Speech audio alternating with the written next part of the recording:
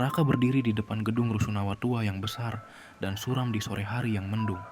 Gedung itu tampak seperti monster beton raksasa. Raka melakukan vlog pembuka, menjelaskan misinya dengan nada meremehkan rumor.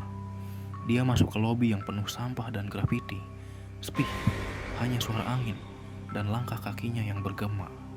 Dia menjelajahi lantai 1 dan 2. Raka melangkah masuk ke koridor lantai 2 yang gelap gulita. Lorong itu terasa memanjang tanpa ujung, dengan pintu-pintu yang tertutup rapat, seolah menyembunyikan rahasia kelam di baliknya. Hanya sinar senternya yang mampu membelah kesunyian dan kekosongan tempat itu. Di sebuah sudut, ia menemukan kejanggalan.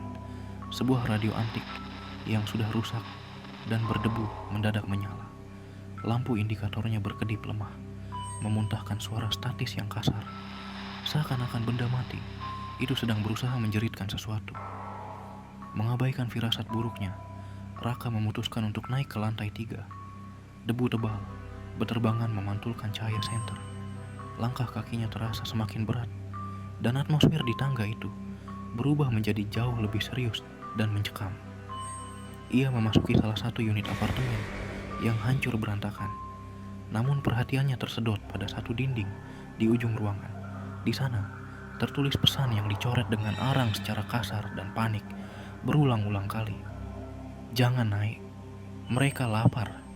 Jangan naik. Tulisan itu terasa bukan sekadar peringatan, melainkan sebuah permohonan putus asa dari penghuni sebelumnya. Saat Raka terpaku membaca teror di dinding itu, dia tidak menyadari satu hal. Di ruangan gelap tepat di belakangnya, sesosok bayangan tinggi berdiri diam, mengawasinya dari kegelapan. Instingnya berteriak. Raka menoleh dengan panik. Keringat dingin mengucur di pelipisnya. Senter ia arahkan ke sekeliling dengan liar. Namun sosok itu seolah menghilang secepat kilat. Rasa penasaran bercampur. Takut membawanya ke tangga menuju lantai 4. Namun ada yang aneh. Kabut tebal yang tidak wajar menggantung di udara, menghalangi pandangan ke lantai paling atas itu. Lantai 4, wilayah terlarang. Hawa dingin langsung menusuk tulang begitu ia menapakkan kaki. Kabut supernatural menyelimuti lantai ini, menciptakan kesunyian yang justru terasa memekakkan telinga. Dan di sanalah ia melihatnya. Di ujung lorong yang berkabut, berdiri sesosok makhluk jangkung dengan anggota tubuh yang terlalu panjang. Ia berdiri mematung menghadap tembok, seolah sedang menghukum dirinya sendiri. Namun tiba-tiba, makhluk itu bergerak. Bukan badannya yang berbalik, tapi kepalanya yang berputar 180 derajat dengan bunyi retakan tulang yang mengerikan. Wajah yang hancur dan buram itu menatap lurus ke arah Raka. Lari. Raka memacu kakinya menuruni tangga secepat mungkin. Napasnya memburu hebat. Ia bisa merasakan dari kegelapan di belakangnya, tangan-tangan kurus sedang memanjang, berusaha meraih kakinya. Dengan sisa tenaga terakhir, Raka mendobrak pintu utama dan terlempar ke rerumputan liar di luar gedung. Ia menghirup udara malam dengan rakus, jantungnya serasa mau meledak.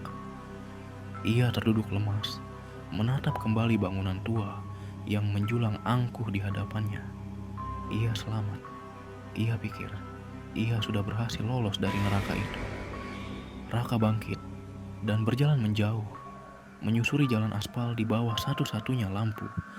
Jalan yang menyala redup, berusaha melupakan apa yang baru saja ia lihat. Namun, ia lupa melihat ke bawah. Di aspal yang dingin itu, bayangannya tidak sendiri.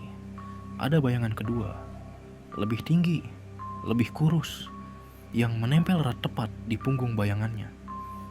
Raka terus berjalan pulang ke dalam kegelapan malam tanpa pernah menyadari bahwa dia tidak benar-benar keluar sendirian dari tempat itu. Nasib Raka kini menjadi misteri. Dan satu lagi, berkas mangga enigma akan segera ditutup. Tapi jangan lengah. Teror lain sedang menunggu giliran untuk diceritakan. Jika kalian suka cerita ini, tekan like dan subscribe. Nantikan file nomor 2 dengan kasus yang lebih mencekam. Sampai jumpa di kegelapan selanjutnya.